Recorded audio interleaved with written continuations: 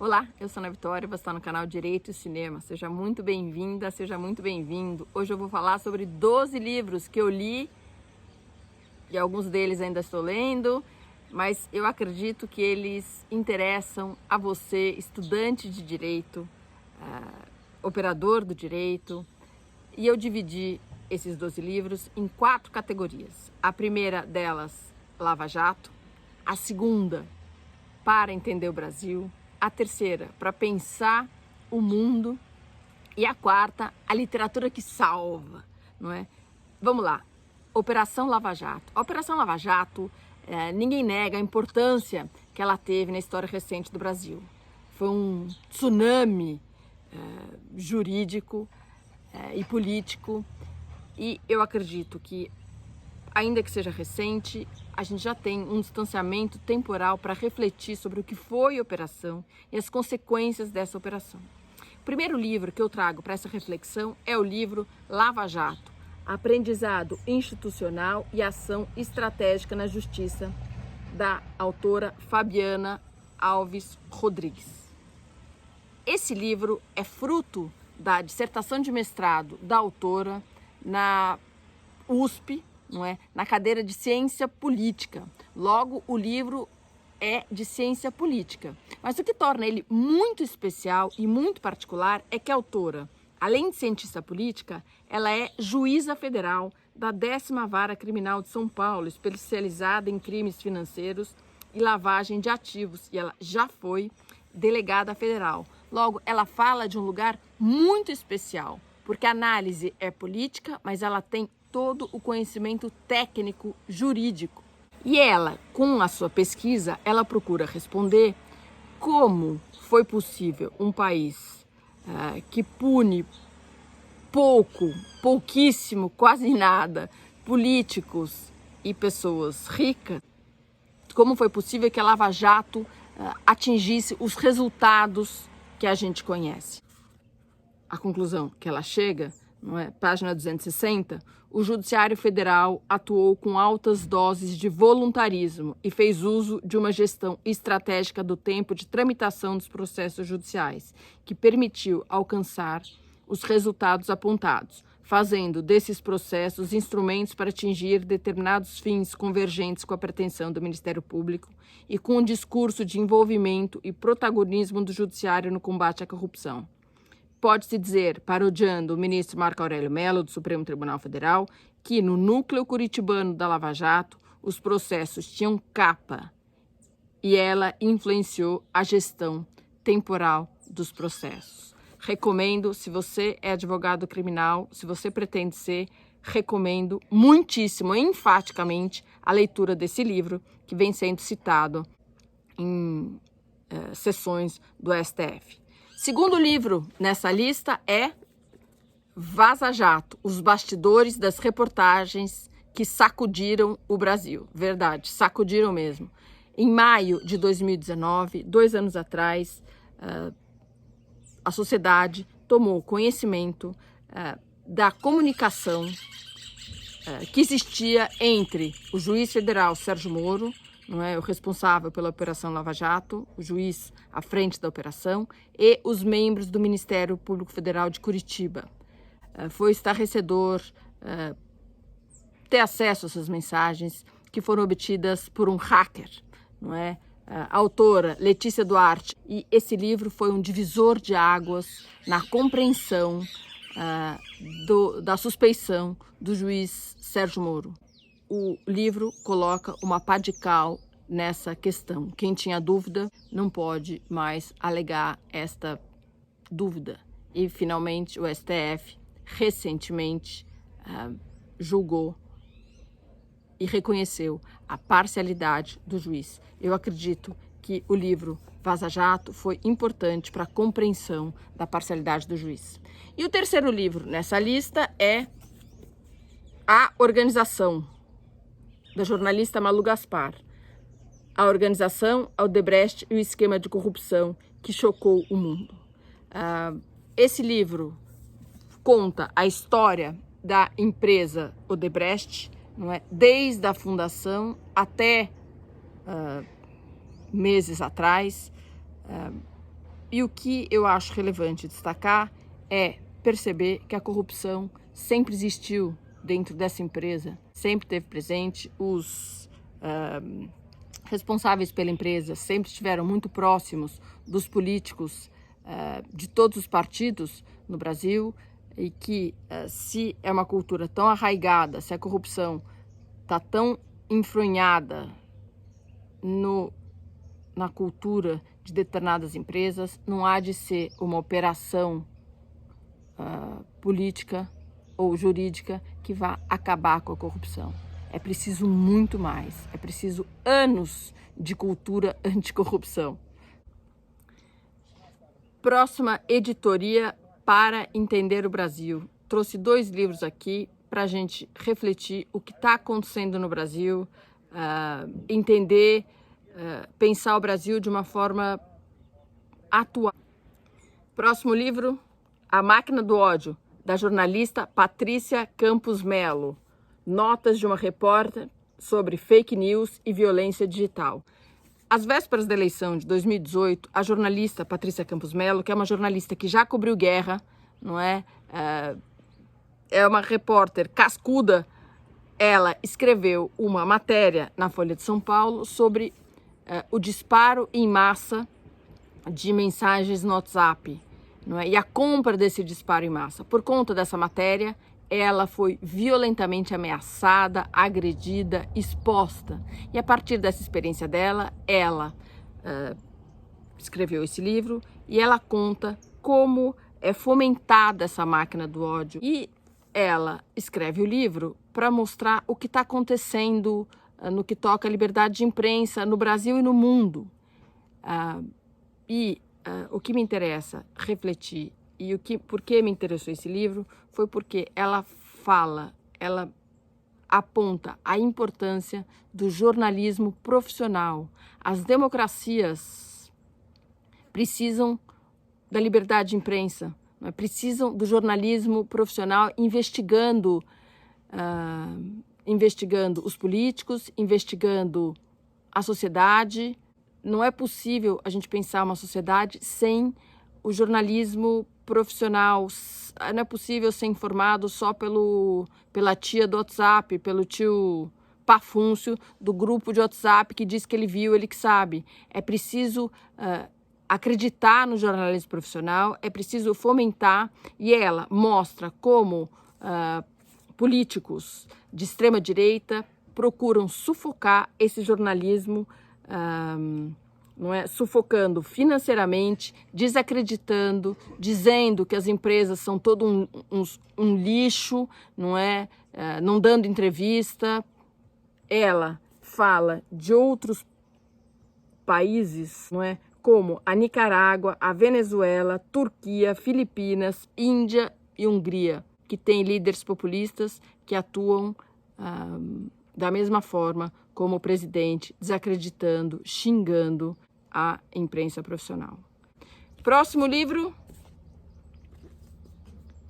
A República das Milícias, dos Esquadrões da Morte, a Era Bolsonaro. Bruno Paes Manso é um jornalista paulista que o livro anterior dele ele escreveu sobre o PCC e agora ele conta a história das milícias no Brasil.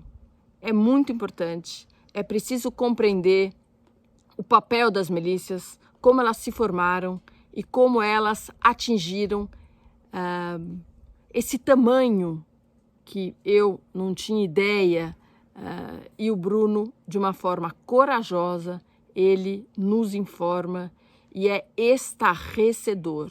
Você vai ficar chocado, não é? Assim como eu fiquei. Fala do Rio de Janeiro, onde as milícias se formaram, e as milícias foram ganhando espaço.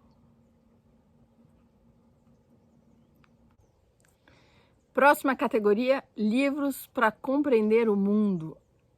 A gente vive um momento muito, muito, muito particular. Estamos vendo a história sendo contada. Esse é um momento que merece reflexão, não é? A pandemia mundial, o mundo inteiro vivendo o mesmo problema, ao mesmo tempo. Isso é muito impressionante. e eu fico pensando como isso tudo vai ser visto no futuro. Só para pensar sobre esses tempos, né, o primeiro livro que eu recomendo, que é muito legal, todos eles são, mas esse daqui, 10 histórias para tentar entender um mundo caótico, do jornalista Jamil Chad e da advogada Ruth Manos. Esse livro é uma conversa entre um jornalista e uma advogada brasileiros que moram no exterior. O Jamil mora em Genebra e a Ruth mora em Portugal. E eles já viajaram muito e eles se propõem a falar de temas, valores e questões muito importantes. E é uma conversa gostosa, são 10 histórias, cada um escreve um texto de introdução, conta algum fato, alguma passagem da sua vida e eles comentam a partir daí, um fala, outro fala. É muito legal, é um livro para você ler aos poucos, uma história de cada vez, refletir, e várias vezes eu me peguei pensando no que eles falaram. Eles falam sobre felicidade, democracia, populismo, desigualdade, entre tantas outras coisas. Recomendo muitíssimo, enfaticamente, esse livro. Próximo livro, Retrotopia. Você conhece Zygmunt Bauman, um dos maiores pensadores da modernidade? Faleceu recentemente, em 2017. Ele é o autor do livro Modernidade Líquida, não é? E esse é um livro póstumo, é o último livro que o Bauman escreveu. E ele traz uma ideia muito interessante. A retrotopia, em apertadíssima síntese, é a volta a um passado idealizado. Lembra, sabe as pessoas que pensam, na minha infância que foi legal, a minha adolescência que foi legal, era tudo melhor naquela época. É uma análise, é uma lembrança de pontos positivos da adolescência, mas não entra nessa análise todo o sofrimento, toda a angústia e toda a parte ruim dessa lembrança. É isso. A sociedade, ou o pensamento, a retrotopia, pretende a volta de um passado idealizado que nunca existiu. E a gente vê aqui de uma forma muito pontual no Brasil a volta, não é? As pessoas que clamam, que pedem a volta da ditadura. Alegam eles que a ditadura foi um momento em que não tinha corrupção, éramos felizes. Nada disso. Quem faz essa análise ou é desinformado, ou não se lembra, ou não tem conhecimento do que foi a ditadura. A ditadura foi um momento nefasto na história do Brasil. E as pessoas não têm essa lembrança. Então, a retrotopia é gente, uma análise em 1 minuto do livro. Mas esse livro, para fazer essa análise, ele traz muitas ideias interessantes, muitas ideias. O Bauman merece ser lido, merece ser conhecido pelos estudantes de direito. E faleceu o Bauman, não é? Ele é um autor que mora no meu coração. E o livro que é par desse livro é o livro do professor Boaventura de Souza Santos. O futuro começa agora, da pandemia à utopia. O professor Boaventura, ele é português, é sociólogo, é bacharel em direito, foi professor de direito penal no começo da carreira e hoje ele é um importantíssimo sociólogo. E aqui nesse livro ele escreveu durante a pandemia, o futuro começa agora. Ele diz que essa pandemia é um marco. Se o século não começa no dia 1º de janeiro de 2001, a gente sabe, não é? O século ele começa com um grande evento histórico. E o grande evento histórico desse século, grande evento mundial desse século, é a pandemia. E a pandemia, ela vai modificar, ela vai imprimir o nosso futuro. Esse livro eu ainda não comprei, estou lendo a amostra, eu estou recomendando um livro sem ler, eu só li a introdução, mas já me pareceu fundamental. Professor Boaventura é outro professor que merece ser lido e conhecido. Te apresento o professor Boaventura de Souza Santos, não é? Que merece a sua leitura. E ainda, para compreender o mundo, eu estou lendo um livro para fazer um vídeo aqui para o canal, O Bom Uso da Tortura, ou Como as Democracias Justificam o Injustificável, do francês Michel Terechenko. O livro é de 2008 e ele é muito interessante porque ele analisa a tortura sob vários pontos de vista. Se você pesquisa tortura, eu recomendo. Esse livro é fundamental, eu nunca li nada tão aprofundado sobre a tortura de Estado. E, finalmente, a última parte, a literatura que salva. E aqui eu vou recomendar 3 livros de literatura que foram muito interessantes. E o primeiro deles é o sucesso absoluto, Torturado para Tudo e Vai Ler Torturado, um livro que já nasce clássico, fala da nossa história. Itamar Vieira Júnior, ele é historiador e ele defendeu a tese dele de doutorado. Mas como ninguém lê tese, ele, com as informações, com a pesquisa dele de doutorado, ele escreveu esse romance, que é sensacional. Fala da nossa história. Sabe a história, aquela frase do Tolstói, se queres ser universal, conta a história da sua aldeia? É exatamente aqui esse livro. O livro conta a história das 2 irmãs, Bibiana e Belonísia, e a partir dessa história, dessas 2 irmãs, uma história de uma família. Ele conta a história do Brasil recente, que a gente não sabe dizer se é 1970, se é 1940, mas ele vai contar a história. Não vou falar do quê. Leia o livro. E por que eu li esse livro? Não é? Eu me lembrei que eu tinha lido um livro que não se relaciona, mas se relaciona com essa história, que é o livro Meu Pequeno País, do Gaël Faye. Ele conta a história do Gabriel, de 6 anos, que vive no Burundi. E também, mais uma vez, vai contar a história da família do Gabriel. E, no fim, a gente presencia o fato histórico que foi o massacre de Ruanda. É um pano de fundo. Não é? O livro não fala do massacre de Ruanda, mas a gente consegue entender como aquilo se deu, como aquilo passou. Sempre a partir da história do Gabriel, uma criança de 10 anos, na verdade, 7 é na minha cabeça. Esse é um livro fininho, ó, mas muito impactante. E o terceiro livro, que também tem essa mesma pegada, A Boa Terra, de Pearl Buck. Esse livro foi escrito em 1931.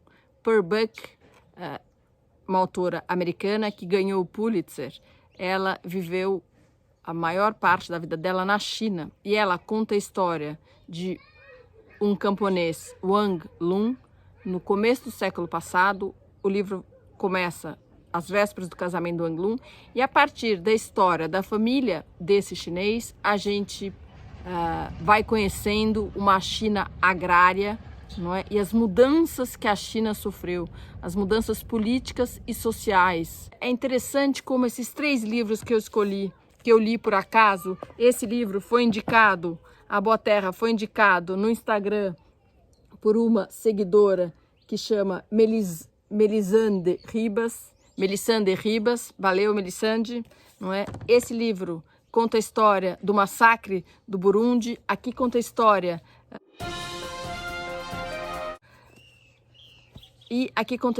da China, das mudanças políticas ocorridas na China no começo do século passado. É literatura salvando a nossa vida. Obrigada por você que chegou até aqui. Deixe as suas dicas de leitura, principalmente de literatura de ficção, que é o que eu tenho procurado ler. Tá certo? Eu sou Ana Vitória. Valeu!